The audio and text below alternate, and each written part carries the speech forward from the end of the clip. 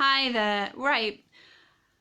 There seems to be not a very good connection today with Facebook, and I keep being cut out halfway through this live. This is a live that's part of a series that is aimed to help you to develop and maintain really good positive habits so that you can live your best life, and how we can make small changes to our homes to help support those habits. And in particular, I think it's important for us to take care of the planet and protect it for future generations. So I have been looking at what eco habits you could take on and use to improve the way that you live your life and live your life in a more planet-friendly way, and then what we can do with our homes to help support you to do that. So I'm Jane, I'm a chartered architect. I am the director of iArchitect, and I specialise in helping homeowners of period property with potential to turn them into beautiful, comfortable homes that suit a modern lifestyle, maintain their original character, and also are helping us protect the planet. So let me know in the comments below, what habits are you interested in improving in your life, incorporating in your life maybe, or maintaining in your life. I'd love to have the opportunity to come up with some ideas for you about what you might be able to do with your home to help support you with those habits. Now, this series was inspired by an interview that I saw with James Clear, who wrote about a book called Atomic Habits. And he mentioned in that interview that part of his process of improving our habits is to use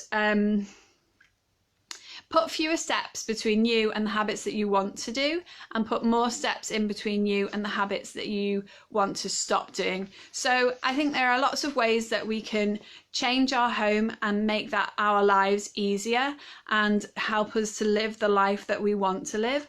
And so here are 5 different eco-friendly habits you may want to adopt, and some ideas for things that you can do to your home to help support you to adopt these. So the first is to drive less, or to use more sustainable transport. Hi there, привет. So the biggest energy use in the UK, the biggest percentage of our energy use is from transport. So travelling around is what uses the most energy for the general population of the UK. So this is quite a difficult one to do with an existing home in some ways, but the first thing that you need to do is to consider carefully where you purchase your home or where you choose to live. Because if you want to live a more eco-friendly, sustainable lifestyle, and you want to make sure that you are travelling in the most sustainable way possible, then you need to be able to live somewhere that is within walking distance, a walking distance of the places that you typically want to go. So whether that's a school, a hospital, the pub, the supermarket, wherever it is, the post office, the places that you would normally go and maybe spend most time going to, those are the places you want to be able to live in walking distance of, so that you don't have to even make the effort to get your bike out of the garage. All you need to do is pop your coat on or grab an umbrella out the door, and within 5, 10, maybe 20 minutes you're there. It's better for lots of things. It's better for your health, it's better for the environment from a pollution point of view, and that's really the main point of view. But in terms of your energy, you're not using any sort of unsustainable energy. You know, it depends on what you eat, I suppose, whether how sustainable it is, but that is the most sustainable mode of transport. The next would be to cycle. So once you've chosen your home, then, you know, if it's in cycling and walking distance, you want to make it easier for yourself to be able to either walk or to cycle. So to make it easier for yourself to walk, then I would suggest that you want to have close to where you usually go in and out of your home. For a lot of people, that's the front door, but there are also a lot of people who like to use a side door, a back door. and that's their main sort of way of getting in and out of your home. So wherever that main door is that you use in your home, make sure that you've got somewhere nearby that you can keep some shoes, a different variety of shoes that are suitable for different sorts of weather, and different coats, maybe an umbrella. And then in addition, you might want to have a chair so you can sit down, take shoes on and off more easily. Maybe some way of drying a coat if you come in and it's wet. And then I'd suggest it's a really good idea to have some kind of porch, so a kind of an intermediary sort of space, so that you're not kind of stepping out and suddenly you're in the shock of a change of weather. You come from the comfort of your home and suddenly you're outside, but a sort of intermediate space where it's sort of more of a gradual transition between in and out, so that if you're coming back and it's wet, then you can stand in the dry while you unlock the door. But likewise, as you're going out, you can step out, you're not going to get wet, you can assess the situation. Is it wet like it is here now? And if so, maybe you can just pop back inside and grab an umbrella, or change the coat that you were going to put on, or change your shoes so that it's more comfortable for you to walk. The second thing that you could do is to look at cycling. So cycling is a brilliant way of getting about. It's much faster than walking, and different ways that you want to do that. So to make it more comfortable, you want to be able to get the best bike that you can afford. But if you're going to do that, you're going to spend money on a better bike, then you want to make sure that it's secure. So you need to have somewhere in your home or around nearby your home, maybe in the garden or in a garage, where you can securely lock up your bike and it's protected. It's protected from the weather so that it doesn't all rust up. You want to be able to also make sure, a lot of people, and to some extent I'm a bit guilty of this too, to be honest, it's not so pleasant cycling when it's raining. But actually, if you've got the right gear, you've got a decent Gore-Tex waterproof coat and trousers, then actually it's no different really to cycle around than it is to walk, or even to just get in a car. It can be much, much easier. You can get much closer to the place that you want to go to. You don't have to look around for a car parking space. You can usually lock up your bike right next to where you're going. So it can be much faster in some ways. I mean, from my point of view, if I'm going to Manchester city centre, it's much, much faster for me to cycle. I can get right next to the place that I want to go, and it's a lot cheaper as well, and a lot healthier. So there are so many benefits to cycling, but you want to make sure that you've got a secure place to keep your bike, and you've got space for you to either keep some waterproof clothing or to dry it off if you come back and it's wet. And it's ideal if you can have that close to where your bike is as well.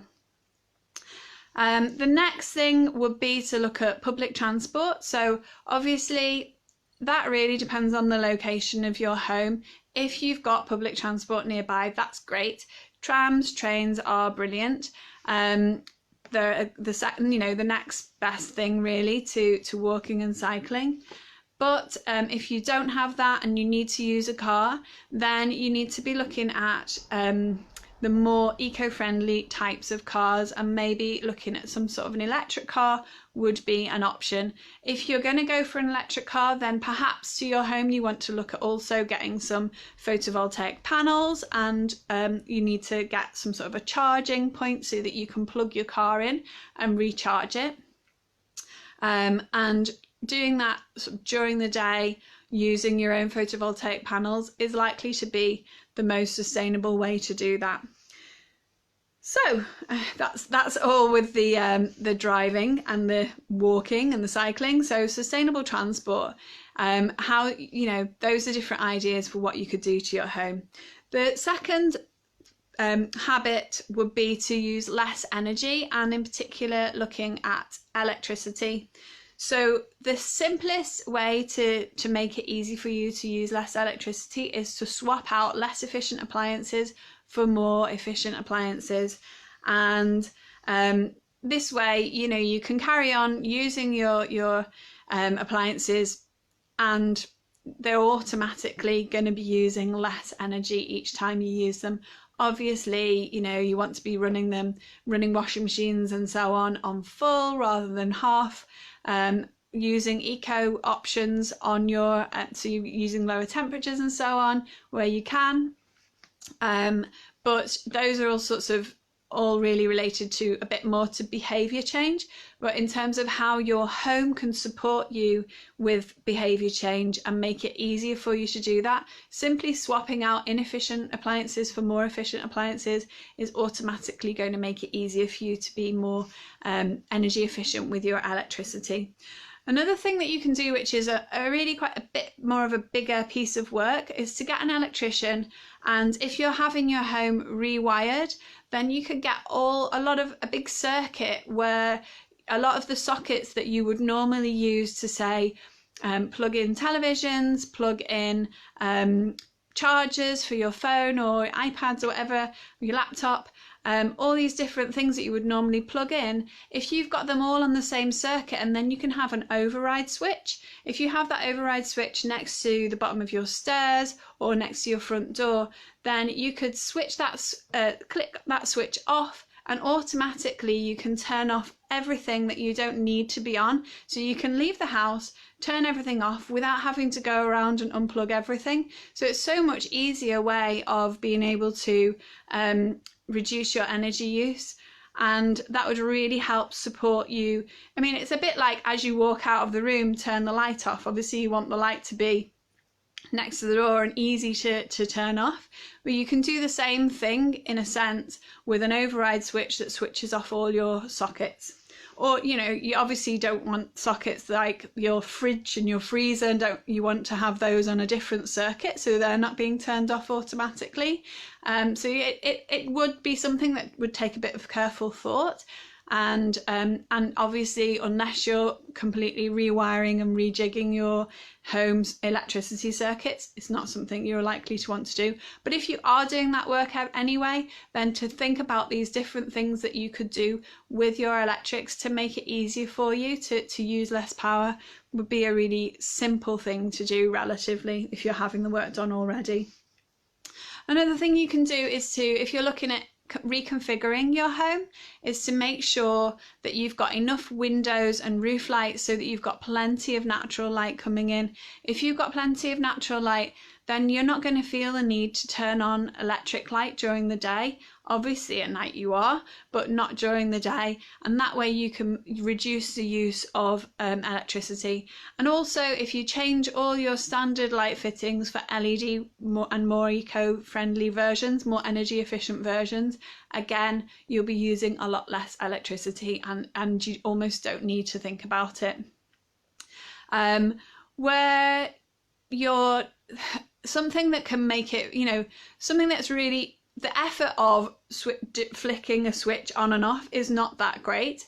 But if you're finding that there's a space where, you know, the light is always being left on and people are not in there but they're coming out, maybe in your garage, you're sort of putting your bike in there, and then maybe you're coming in with your saddlebags or shopping or whatever, and you just don't have the hands to be able to switch the light off after you, then you could just have it on a sensor, a movement sensor. So if you're in there, it automatically comes on, and if you're not in there, it automatically turns off. So it's doing the work for you. You don't actually have to make the effort of turning the switch on and off.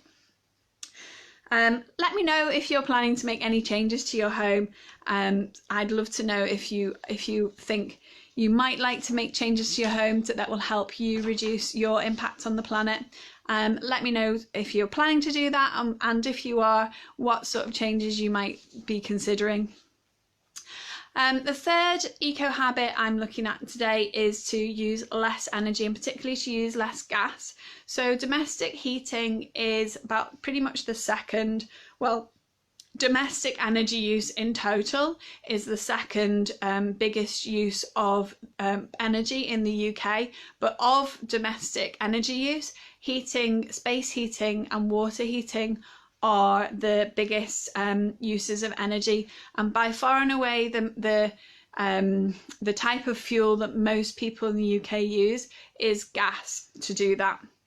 So To reduce your use of gas, there are lots of things that you can do, but some of the simplest things are to make sure that your central heating system is as easy to control and as well controlled as you can.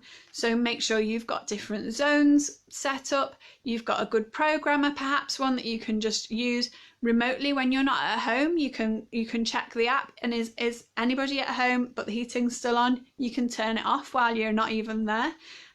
So you've got remote use of the controls. You can make sure you've got thermostatic radiator valves on all your radiators, so that you can turn the temperature down in rooms that you're not really needing to heat up. And you can really control your heating so that you're not heating more spaces and to a higher temperature than you need to be, and you're not heating up space that you're not in and not using. So another thing you can do is, with your temperature control, make sure that it's set to 21 degrees or less. 21 degrees is really, for most people, that's a really comfortable temperature, and a lot of people are actually quite comfortable down to about 18 degrees. You can save, an average homeowner can save about £65 a year for each degree, each 1 degree Celsius that you have your heating on at. So if you're dropping your heating temperature by a few degrees, then you're going to save money, as well as, because obviously using less fuel, less energy is going to cost you less for that energy because you're not using it. And then a final little thing that you can do is to, where you maybe would be typically likely to sit down and spend some time kind of maybe reading a book, watching the television or whatever it is, and maybe you tend to feel a little bit cold there, then just keep some really nice throw blankets next to you, so that if you are feeling a little bit chilly, you can just grab a blanket and wrap yourself up with that, instead of having to go and put the heating on, because, you know, the clothes that you wear are just as important as at regulating your temperature. You don't need to put heating on to feel warmer. You can get up and move around, and you can put more clothes on or put a blanket over you, and that is just going to be a much better way of getting warm without having to use as much energy. Obviously, you know, if you need to be warmer, then put the heating on. I'm not saying don't ever use the heating. I'm just saying there are other options that you don't have to automatically go to put the heating on. A fourth suggestion, and some of these things are maybe like first world problems really, but choosing to have a more ethical and slow fashion wardrobe. Now, this is something that a lot of people are interested in. There's sort of capsule wardrobes and the 10 by 10 challenge and all these different things. And then obviously there's all the kind of, there's massive amounts of pollution and human rights problems with fast fashion. And so you can live more sustainably and more ethically if you're buying clothes that are maybe secondhand. Often charity shops have clothes that are still got their tags on, nobody's actually worn them. And they also get a lot of things donated to them from shops directly, things that haven't sold. So there's lots of ways to buy clothes in a much more sustainable way from the outset. But most of us have got such a lot of clothes, and typically you only wear about 20% of it. So if you restrict the amount of space that you have to keep your clothes in, and strip out a lot of the stuff that you don't need, and then make it more difficult, so if you're not going to actually if you have to buy any clothes, you don't really have much space to put them in, then that is going to help you to live a more ethical, sort of sustainable way in terms of your wardrobe and your clothes that you wear. Other things that you can do are to sort of use mirrors, fix mirrors in positions that are going to show you at your best light. Maybe the lighting is better. The angle of the mirror can make a big difference, the colour of the mirror. So make sure that the mirrors that you're using are positioned and lit in a way that you look your best. So when you put your clothes on, you're not going to look at yourself in the mirror and go, oh, I hate this, oh, I've got nothing to wear. You're going to look at yourself in the mirror and go, actually, I look good.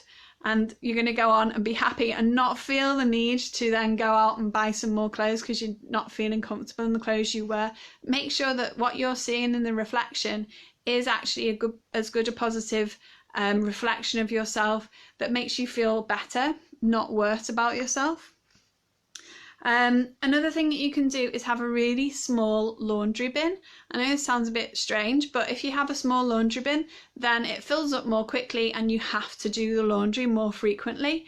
And the more frequently you're doing your laundry, I know this is really does seem a bit ridiculous, but if you do your laundry more often, then you're going to be using your clothes more of the time, rather than them being stuck in a dirty laundry pile that's going to, not be dealt with for ages. They're going to be coming back into your wardrobe and you're going to get more and more use out of the clothes that you've got. And another thing that you can do is make sure that your clothes storage displays your clothes to the best of its ability, and it's a space that you can really organize your clothes really well, so that you can see everything you've got, you can access really easily everything you've got, and everything you've got looks appealing and you want it. And if you can really appreciate and enjoy what you have, you're less likely to feel the need to go out and get more. And that is obviously going to mean that you're less likely to be buying sort of something really fast because you want to go out and you don't have anything to wear, even though you've got a huge wardrobe full of stuff. There's bound to be something in there that you can wear, but I know, I've been there, I've done it, and I'm sure you have too. There's probably something really lovely hidden away in your wardrobe, and if you can make your wardrobe look great so that you can see all the things that you really love and you can actually just reach for it and get it without being it being hidden amongst a whole lot of stuff that doesn't fit you very well, or when you look in the mirror you don't look great in. Fix those things and you're more likely to be more ethical with your fashion purchases. So do you agree that we all have this sort of responsibility to look after the planet and protect it for future generations? I'd love to know what you think about that.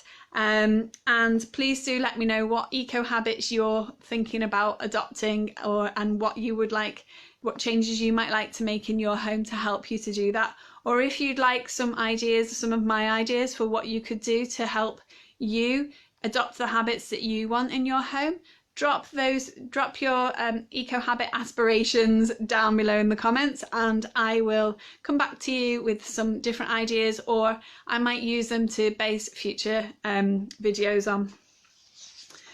So the final habit that I'm going to look at today is to live a less consumerist lifestyle in general. If you buy less, you're using less material, less of the earth's resources, less energy to create the stuff that the products, less transport is being used to move those products around. So in general, the less that you buy, the more sustainable a life you're having and the better you're protecting the planet. So some things that you can do with your home to help support you in not buying too much.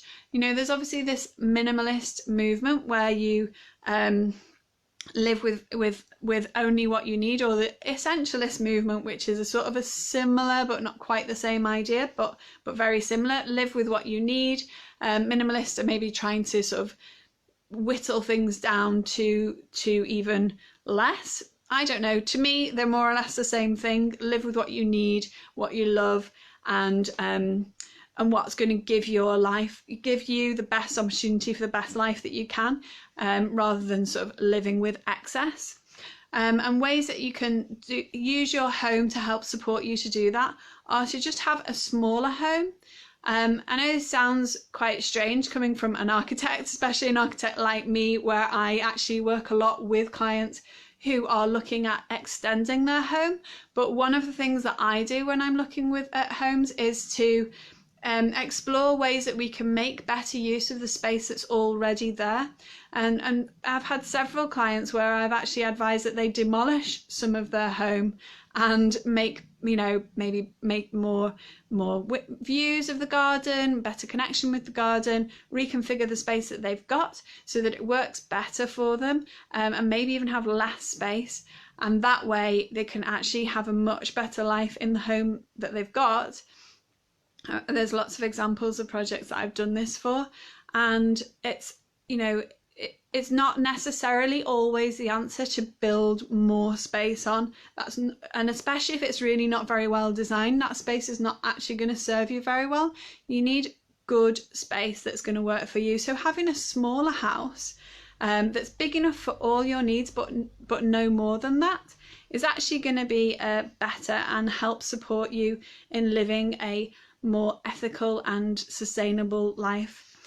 So think about, if you're doing this, think about what is it that you and your family really, really need, not what you would need in your fantasy life. If you were sort of like, I don't know, some sort of celebrity and you wanted to have cocktails by a pool, that's not, the real life. But what do you really need in your everyday life, and what would be the best life that you can live? And don't sort of design your home to suit a fantasy life that you're never going to have. And also don't design your home to suit what you think other people think you should have, because first of all, what other people think in terms of how you live your life, it's kind of irrelevant. It's you, it's your life. You need to live your life in the best way that you know how, not according to what other people think you should do. So make sure your home is the right size for you and your needs, not for a fantasy self, and not to meet other people's expectations or your imagination about what other people's expectations are. Another thing you can do is to learn to appreciate empty space. So, you might have the extra space in your home, but you don't have to fill it with stuff. Empty space is so much better for you because you can use it for so many more things. It's much more flexible. You can use that space to move about in, you can dance in, you can do home exercises, you can have friends around, you can fit more people in that space, your children can play there. Having space that's not filled with stuff is gonna really can really help you enjoy your home, give you opportunities to enjoy your home that you can't if you cram it full of stuff. And another thing that you can do to do this is to really curate your stuff. So really select the things that you have that you really, really love and show them off to their best advantage, and not sort of hidden in amongst a load of other stuff that's a bit meh, is not stuff that you really love. Just get rid of the meh stuff, clear it out, and just have the stuff that you really love, and that's what you can then really enjoy and appreciate. And then if you are going to buy something new, make sure that it's something that actually really sort of sings to you, it's something that you really do love and you're going to appreciate for a long time, and you've maybe thought about where it is you're going to put it, how it's going to work for you. And then I'll leave you with this sort of final quote from kind of really clever designer William Morris, who said, "Have only things you know to be useful or believe to be beautiful in your home." And if I can, I like to take that a little bit further and make sure that all the things that I know to be useful are also really beautiful, because everybody enjoys beauty, and obviously your idea of beauty might not be the same as my idea of beauty. We've all got our own personal interpretations of what is beautiful, but if you find something beautiful and it's also useful, then you can really get a lot more pleasure out of using that. So basically your home is really personal, your habits are really personal, and what I want for you is for you to have that life that you want, where you can live that best life that you can with a home that really supports you in doing that. And if you have any sort of eco habits that, or any other habits that you're thinking you would really like to either adopt or you would like to make it easier to maintain, then drop those in the comments below and I'll come back and give you some ideas for what things you could do to your home to help support you in living that better life. Right, I'll speak to you next week. Bye for now.